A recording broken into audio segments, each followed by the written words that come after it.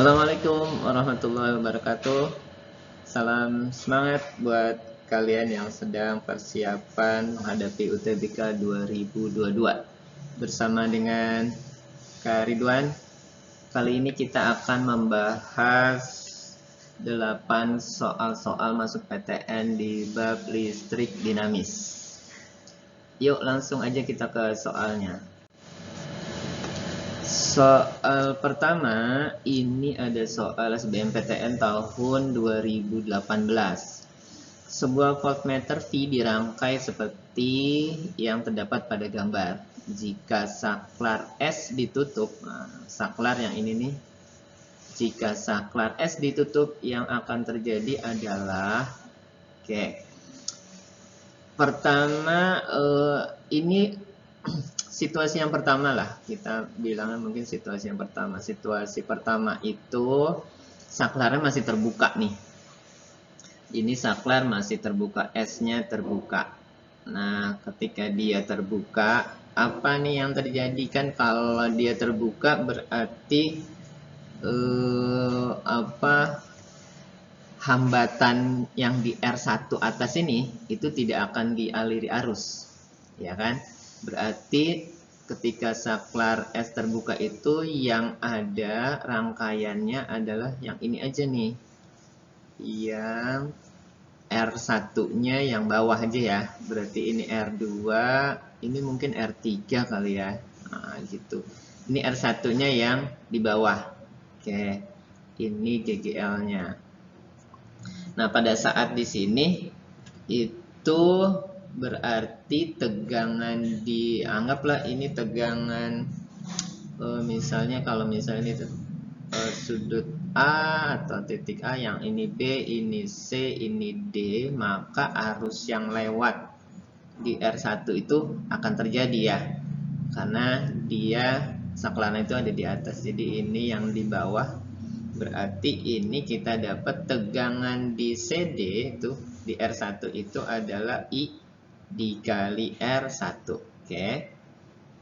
Itu di saat S-nya terbuka atau saklarnya terbuka. Nah, sekarang kalau dia saklarnya ditutup katanya.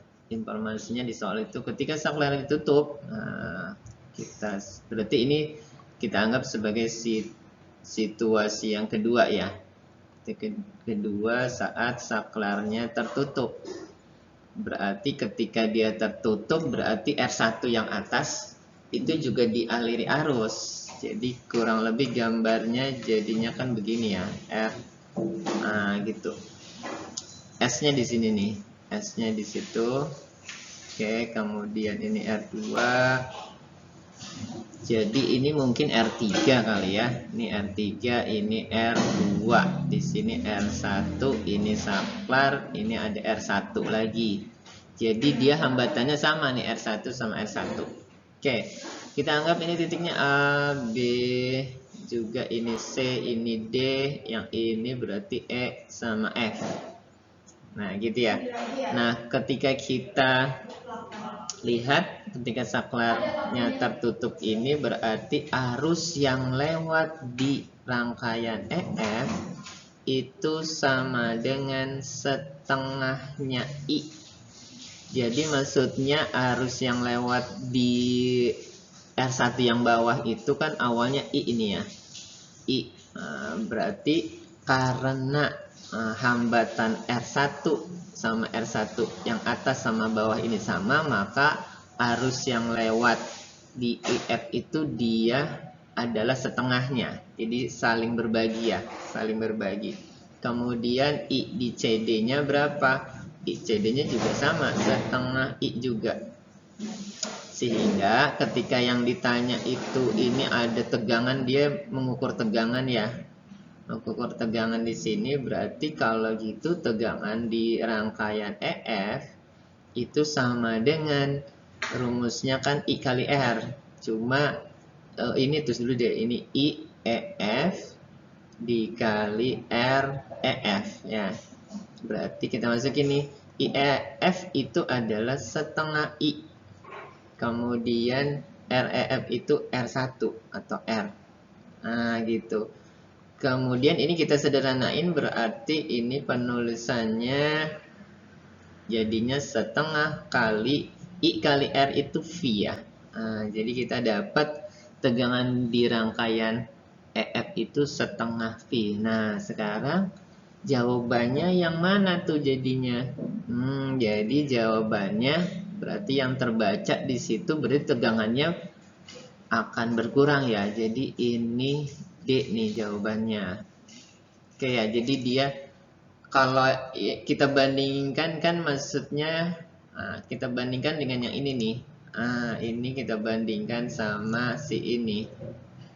Jadi tegangannya berkurang. Sehingga jawabannya yang D. Tegangan yang terbaca pada voltmeter jadi berkurang. Kenapa? Karena arusnya tadi terbagi ya di R1 yang bawah dengan R1 yang atas. Oke, kita lanjut ke nomor 2. Di nomor 2 ini ada soal SBMPTN tahun 2016. Dua buah kawat tembaga dengan panjang yang sama memiliki diameter 1 mm dan 2 mm. Kedua kawat dihubungkan dengan sumber tegangan yang sama, besar.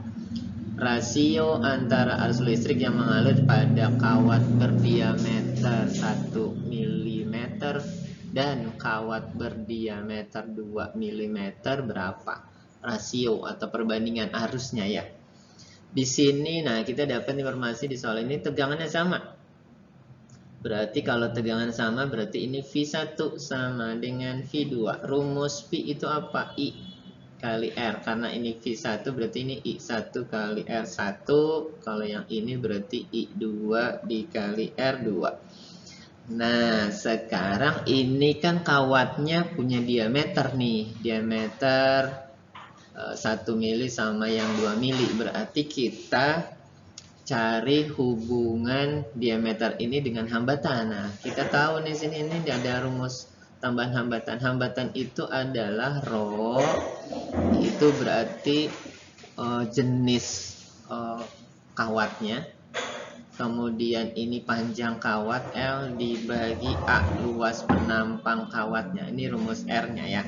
Sehingga kita masukin di sini jadinya karena ini panjangnya sama, kemudian dia juga dari bahan yang sama, tembaga, maka nanti rho sama L-nya yang sama, rho sama L-nya sama.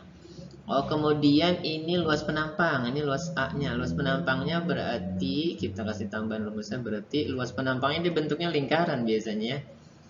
Kawat itu berarti ini V R kuadrat. Karena dia hubungan dengan diameter, berarti ini kita rubah, berarti V sama dikali dengan jari-jari itu setengahnya diameter kuadrat. Berarti A-nya itu 1/4 V kali D kuadrat. Oke, coba kita masukkan ke sini. Berarti ini I1, ini kali rho kali L1 per A.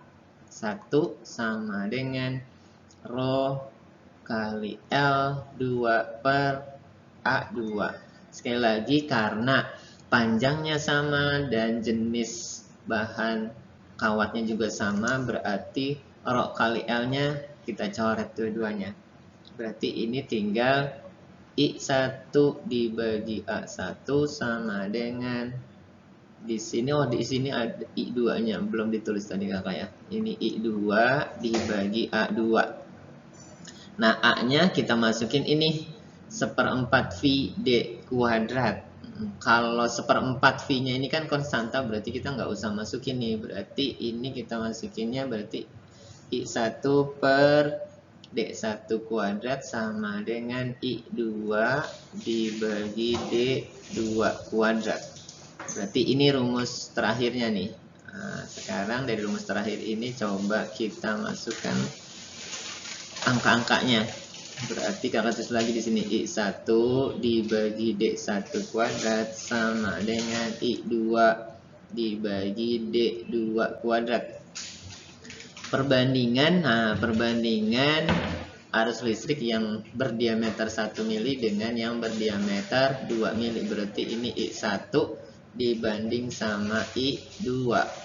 sama dengan, berarti ini D1 dibagi D2, kita sama-sama kasih kuadrat. Berarti ini D1 nya diameternya 1, kemudian diameter 2 nih, dikuadrat jadinya 1/4. Berarti perbandingannya jadi 1/4. Berarti pilihan jawabannya yang C. Oke. Kita lanjut ke nomor 3. Di nomor 3 ini ada soal SPMB tahun 2004. Sebuah pompa air 200 volt 0,5 ampere dapat mengalirkan 2 meter per detik air pada pipa yang berdiameter 4 cm. Jika pompa digunakan untuk mengisi bak mandi berukuran 100 cm dikali 100 cm dikali 50,24 cm, maka pertanyaannya berapa energi listrik yang dibutuhkan dalam satuan kilojoule. Oke. Energi, energi itu kita hubungkan dengan rumus daya ya. Jadi rumus daya itu kan P sama dengan energi dibagi waktu. Nah sekarang kalau nyari energi berarti ini P kali T. Oke, P-nya ini daya ya. Daya itu bisa kita rubah rumusnya jadi tegangan kali arus. Ini dikali T. Nah di sini sudah ada nih tegangannya, katanya 220. Arusnya juga udah ada tuh 0,5. Yang belum ada T-nya. Nah, berarti T-nya kita dapat dari mana nih?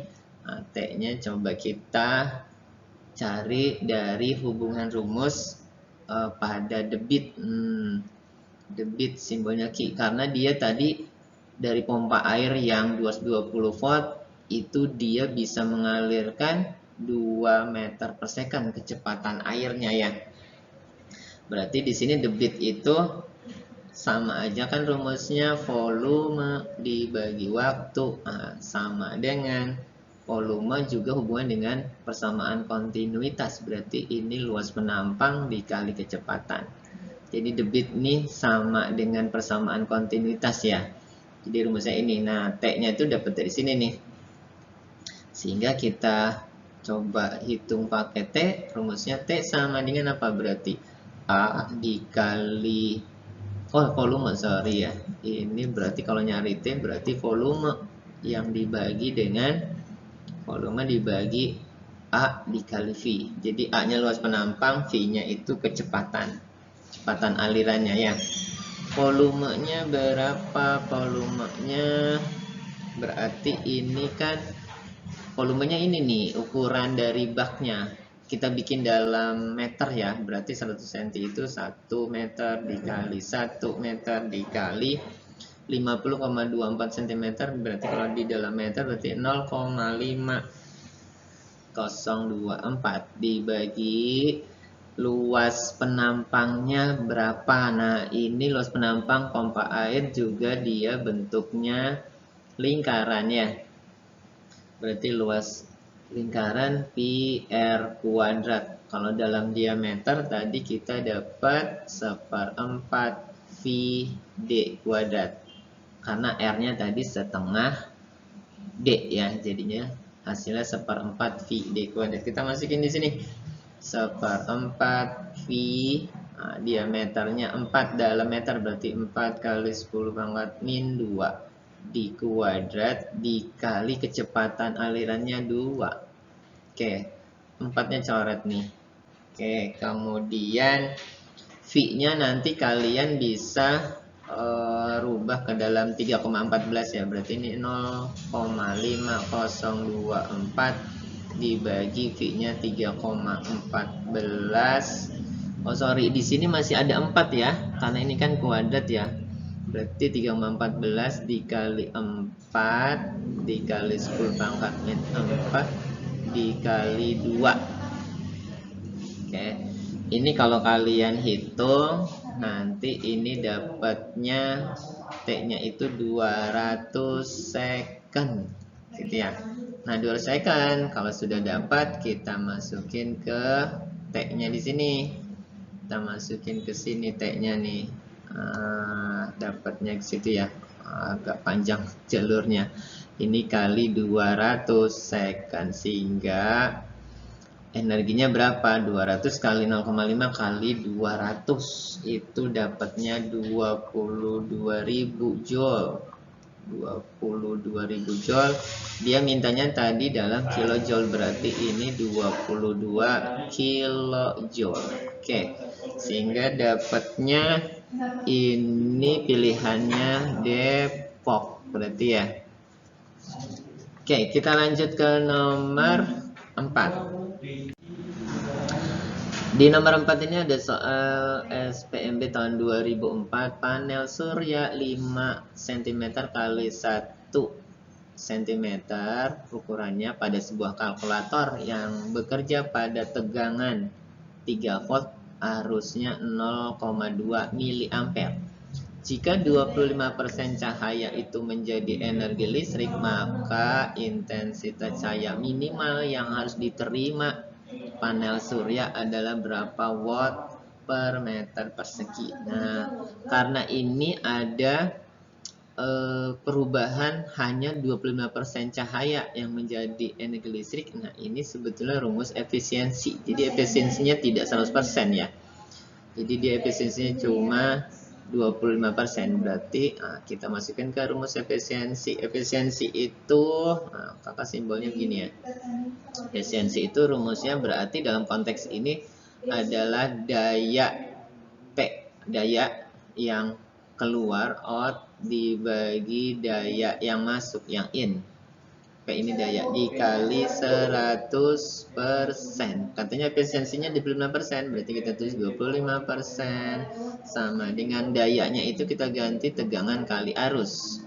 Yang ditanya itu P yang ini nih, P in, daya yang masuk dikali ini 100%. Persennya bisa kita coret. 100-nya pindah ke bawah 25, berarti ini 25/100 sama dengan tegangannya kita masukin berapa? 3, arusnya 0,2 miliampere ke ampere, berarti ini dikali 10 pangkat min 3 per P in.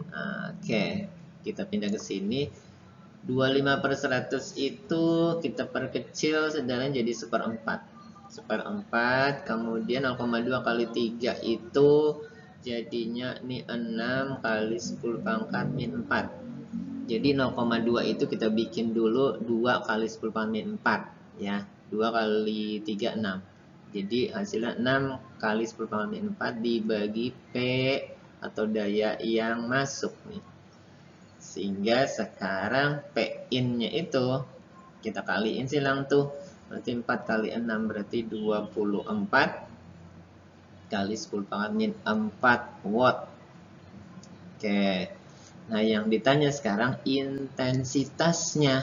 Intensitas cahaya minimalnya berapa? Nah, kita butuh rumus satu lagi, rumus intensitas. Intensitas itu I sama dengan daya dibagi luas. Nah, gitu. Ini rumus yang keduanya. Oh, udah kita masukin nih sekarang.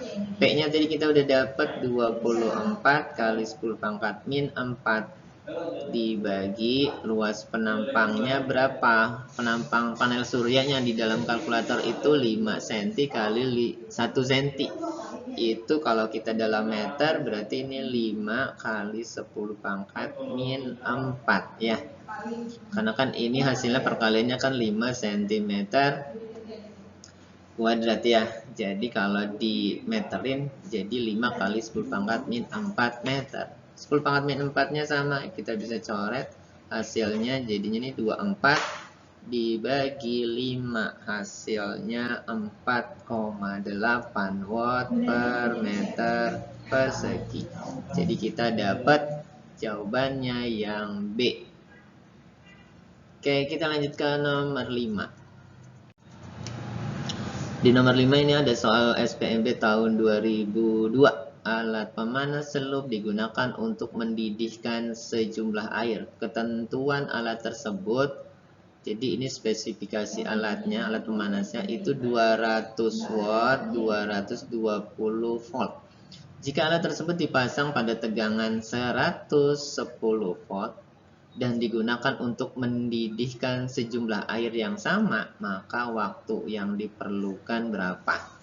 Jadi alat pemanasnya ini spesifikasinya 200 watt, 220 volt. Artinya dia idealnya, maksudnya artinya itu ketika alat pemanas ini dipasang di 220 volt, dia akan memberikan daya maksimal itu 200 watt. Nah, sekarang kasusnya ketika dia dipasang pada tegangan 110 volt, pasti logikanya dayanya akan turun ya, akan lebih kecil. Nah, sekarang yang ditanya itu berarti kan tegangannya berubah nih. Nah, sekarang hubungan tegangan sama waktu. Nah, sekarang tegangan sama waktu nih kita cari. Coba kita turunkan dulu. Sekarang kita rumus daya apa sih? Daya itu kan P sama dengan W dibagi T. Kalau nyari energi berarti W sama dengan P kali T. Nah, kita tahu daya itu punya rumus. Oh, kita jangan ke sini, jangan ke sini. Oke, sorry. Kayaknya nanti ini nggak cocok nih. Kita jangan ke sini, berarti kita ke sini aja nih. Kita pakai rumus dayanya aja langsung. Coba daya itu, salah satu rumus dayanya itu kan ada itu I kuadrat dikali R dikali T ya. Ini rumus yang pertama. Rumus kedua itu, nah ini sambil ngingetin lagi lah kakak ya. Rumus daya yang pertama, yang kedua bisa fit. Kemudian daya yang ketiga itu bisa V kuadrat kali T dibagi R. Oke. Nah, yang sesuai dengan konteks soal di sini hubungan waktu. Nah, hubungan waktu dengan tegangan yang berubah tadi itu kita bisa lihat dari sini nih. Nah, kita bisa lihat dari sini bahwa waktu sama tegangan ini tegangannya, tegangan kuadrat dikali waktu dibagi R. Dari sini kita tahu bahwa T itu berbanding terbalik dengan tegangan kuadrat. Nah, ini dapat hubungannya. Jadi tegangan sama waktu berbanding terbalik, V-nya kuadrat cuman. Oke, udah kita masukin sini. Kita bandingkan. Kalau ini T1 untuk kejadian pertama, kita bandingkan dengan T2 untuk kejadian yang kedua. Maka sama dengan berarti di sini V2-nya, di sini V1-nya sama-sama di kuadrat. Oke, dia terbalik ya. Berarti sekarang yang ditanya itu T2. Oke, kita masukin dulu sini. T1 dibanding T2 sama dengan V2 itu berapa? V2-nya itu kan 110. V1-nya 220 di kuadrat. Berarti kita tulis lagi T1 banding T2 sama dengan ini setengah di kuadrat. Setengah di kuadrat berapa? Setengah di kuadrat itu berarti kan dapatnya 1/4. Yang ditanya itu T2. Berarti T2 itu kita kaliin silang. T2 kali 1 T2, kemudian 4 kali T1 berarti 4 T1. Jadi kita dapatnya 4 kali waktu yang pertama. Maksudnya apa? Tadi kita udah paham ya, karena dia spesifikasi alat pemanasnya itu 220 volt, sekarang dipasang di 110 volt. Logikanya berarti daya yang diberikan alat pemanasnya berkurang. Karena daya yang diberikan pemanas itu berkurang, maka untuk mendidihkan airnya jadi lebih lama. Berapa lama? Nah, ini 4 kali lebih lama jadinya ya. Jadi kita dapat pilihan jawabannya itu nomor 5 adalah 4 kali lebih lama. Berarti yang C nih. Oke, kita lanjut ke nomor 6. Di nomor 6 ada soal MPTN tahun 2001, sebuah kawat pengantar yang dihubungkan dengan baterai 6 volt mengalir arus listrik sebesar 0,5 ampere. Jika kawat dipotong menjadi 2 bagian sama panjang dan dihubungkan paralel satu sama lain ke baterai, pertanyaannya arus yang mengalir sekarang berapa ampere? Oke, jadi konteksnya ini kawatnya dipotong. Nah, sekarang ketika dia dipotong dua, maka R-nya, R aksen artinya R yang keduanya itu berarti kan dia setengah R jadinya ya. Setengah R. Jadi hambatannya jadi setengahnya. Jadi dipotong dua. Sehingga di sini kalau kemudian katanya dia di paralel, kita cari hambatan ketika dia di paralel. Ketika ini udah dipotong ya, jadi seper R paralelnya sama dengan seper R aksen yang pertama ditambah seper R aksen yang kedua. Karena R1 sama R2 sama nih. Gitu ya, berarti ini bisa kita tulis jadinya 1/setengah. Gitu ya, R ditambah 1/setengah R. Kita tulis di sini, berarti ini seper R paralel sama dengan 1 dibagi setengah itu berarti 2. 2-nya ke atas ya, taruh di atas. 2/R ditambah sama 2/R. Dapatnya berapa? 4/R. Sehingga R paralelnya dikali silang. Jadi ini R/4 atau 1/4 R. Kita dapat tuh R paralel setelah kawatnya dipotong dua dan dia di paralel ya. Nah, sekarang yang ditanya arus yang mengalir sekarang berapa? Awalnya katanya kan setengah ampere. Kita bandingkan aja berarti. Kalau ini kita bandingkan I2 dibagi I1, artinya I2 itu kejadian untuk kedua, I1 untuk kejadian yang pertama. I sama R itu dia berarti kalau ini R yang pertama, I sama R itu berbanding terbalik ya. Berarti kalau ini R yang pertama, ini untuk R yang kejadian kedua, R aksen. Oke, kita masukin di sini berarti I2-nya kan ditanya. I2 ditanya, kemudian I1-nya katanya setengah. Kemudian sama dengan R yang pertama itu R. Ketika dia masih kawatnya masih 1 ya. Kemudian R yang kedua itu ketika kawatnya dipotong 2, dia R paralelnya itu 1/4 R. Oke, R-nya bisa kita coret, berarti ini I2-nya dibagi 0,5 sama dengan 1 dibagi 1/4 itu 4. Sehingga I2 itu kita kaliin deh, 4 kali 0,5 dapatnya berapa? 2 ampere. Oke. Jadi kita dapat nomor 6 ini ketemunya jawaban arusnya 2 ampere, berarti yang C nih. Oke, kita lanjut ke nomor 7. Di nomor 7 ini ada soal UMPTN tahun 2021. 2 buah baterai dengan GGL dan hambatan dalam berbeda dihubungkan seri satu sama lain. Selanjutnya keduanya dihubungkan secara seri pula dengan suatu hambatan luar. Oke, sehingga besar arus listrik dalam rangkaian tersebut 4 ampere. Jika polaritas salah satu baterai dibalik, jadi kutub baterainya dibalik, maka besar arus listrik dalam rangkaian berkurang jadi 2 ampere. Pertanyaannya, dengan demikian besar perbandingan GGL kedua baterai tadi berapa katanya. Oke, pertama berarti ini ada situasi pertama. Sama seperti tadi, ini ada situasi pertama itu saat gambarnya kejadiannya berarti ini ada GGL 2 ya, GGL 2. Oke, dia punya GGL 2 dan hambatan dalamnya yang berbeda, kemudian dihubungkan dengan hambatan luar R besar, berarti ini ya, ini E1, ini E2. Berarti sekarang ketika situasi pertama dia di seri, GGL di seri itu berarti ini E1 tambah E2 ya.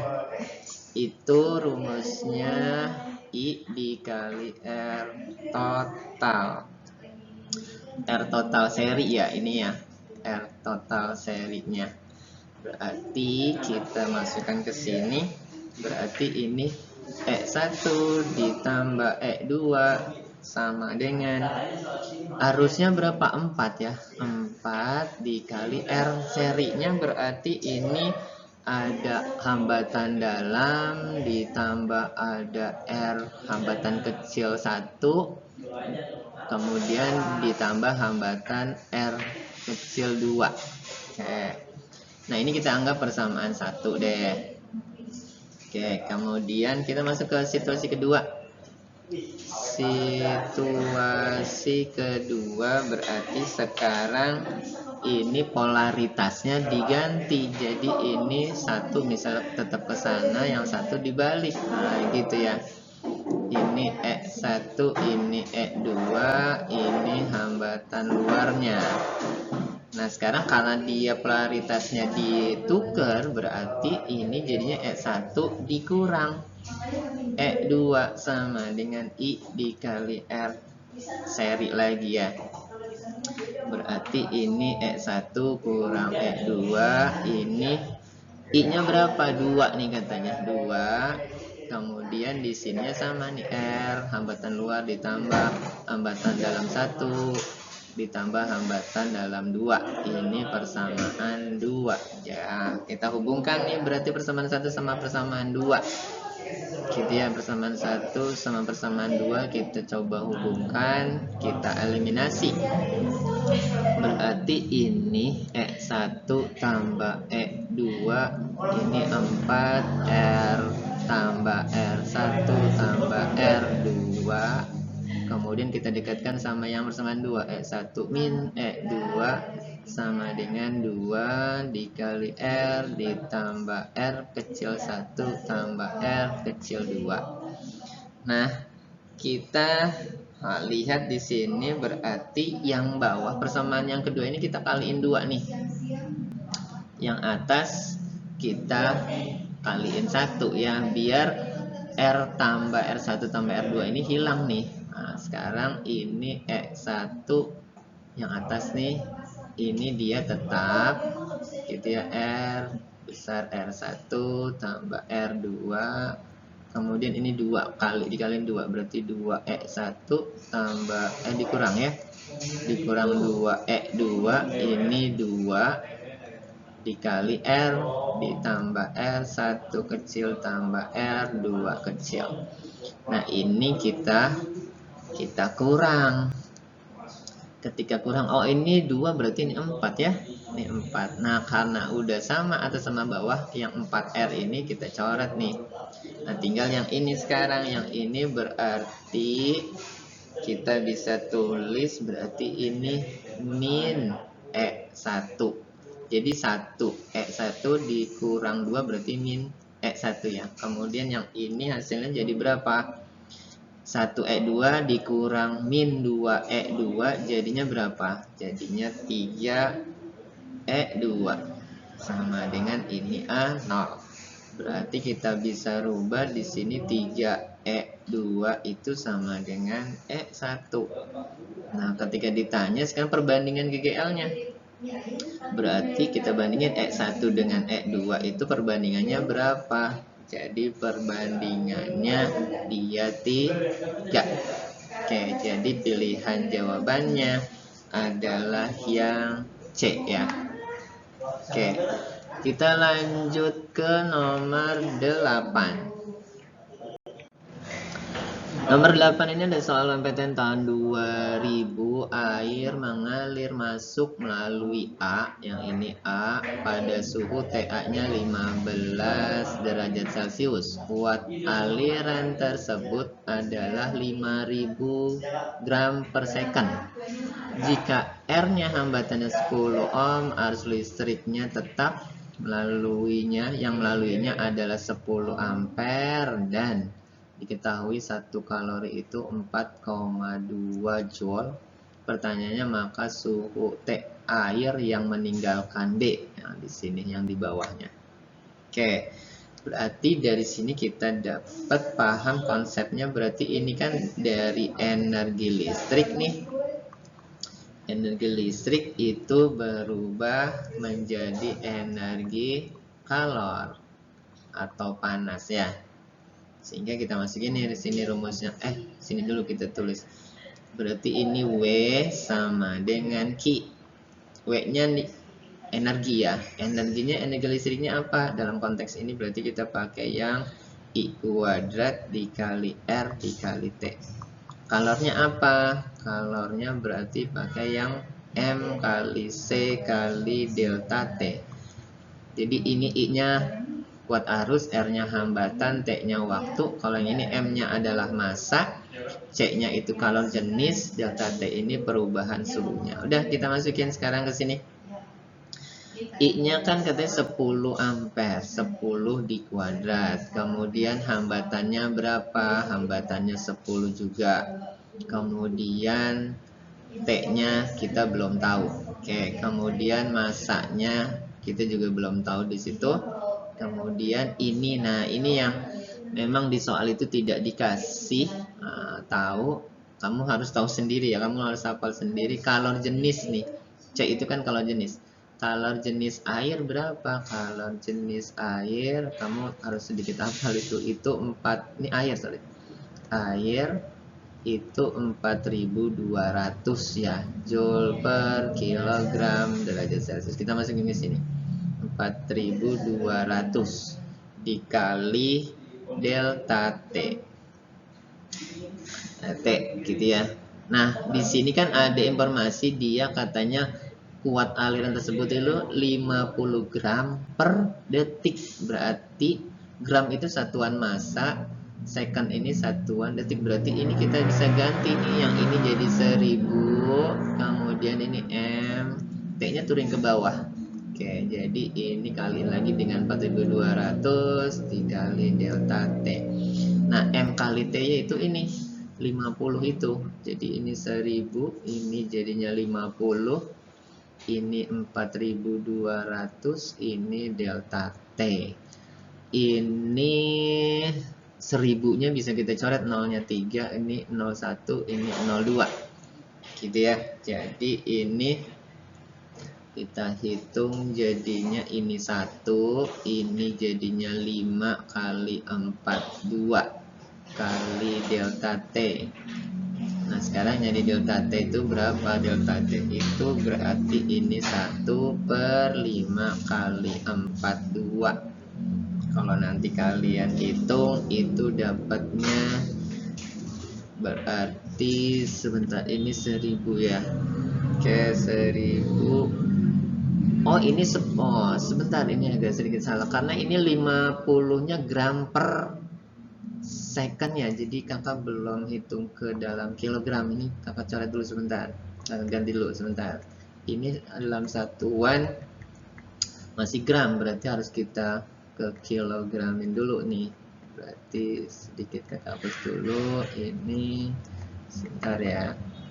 Berarti ini kita tulis lagi, berarti ini 1000, ini jadinya 50 dalam gram ke kiloin, berarti ini 10 pangkat min 3 ya. Ini 4200, ini dikali delta T gitu ya. Berarti gini aja, berarti kalau kakak langsung delta T sama dengan berarti ini 1000 dibagi ini 50 kali 10 pangkat min 3 dikali 4200. Nah, sekarang kita bisa coret nih. Ini 10 pangkat min 3 coret sama ini aja nih yang nolnya 3 habis ya. Berarti tinggal 1000 di sini dibagi 5 kali 42 itu 210. Nah, kalian hitung nanti ini dapatnya 4,8 derajat Celcius. Itu untuk delta T-nya, selisih suhunya. Sedangkan delta T itu adalah T2 dikurang T1. Nah, delta T-nya di sini tadi 4,8. Yang ditanya itu T2-nya setelah dia meninggalkan B ya. Ini T2, T1-nya berapa? Itu T1-nya kan 15 ya. 15 berarti T2-nya sama dengan 4,8 ditambah 15, hasilnya jadinya 19,8 derajat Celcius. Jadi kita ketemunya jawabannya yang B. Oke. Baik, alhamdulillah kita sudah menyelesaikan 8 soal-soal masuk PTN di bab listrik dinamis. Mudah-mudahan bisa kalian pahami. Jika belum, kalian bisa tonton ulang lagi video ini. Mohon channel ini bisa kalian like, subscribe, dan share ke teman-teman kalian jika bermanfaat untuk membantu persiapan belajar kalian, khususnya di mata pelajaran fisika.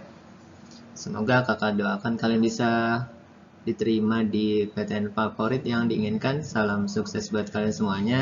Terima kasih. Assalamualaikum warahmatullahi wabarakatuh.